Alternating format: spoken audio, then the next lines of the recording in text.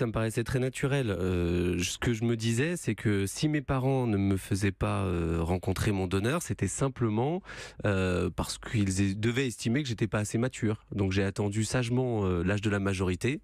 Et puis le jour de mon anniversaire, je leur ai dit écoutez, maintenant ça suffit, je veux savoir qui c'est. Et là, on vous a expliqué que c'était pas Coup de légal. théâtre. Oui. Ils ne savent rien sur mon donneur. Et alors ça, pour moi, c'était inimaginable. C'est-à-dire que le principe de l'anonymat, vous l'avez découvert à ce moment-là. Exactement.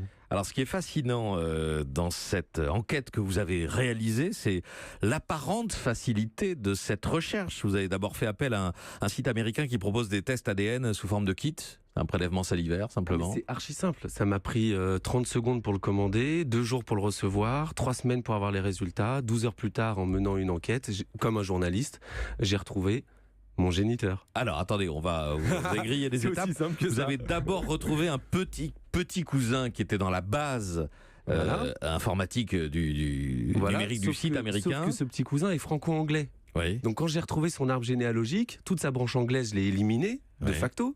Et sur la branche française, il restait plus rien. À part un monsieur qui avait l'âge, j'allais dire qui était de la génération de ceux qui auraient pu donner. Donc, puisqu'il n'y a que ces hommes-là, après ce sont que des femmes. Donc par définition, ils ne peuvent pas donner.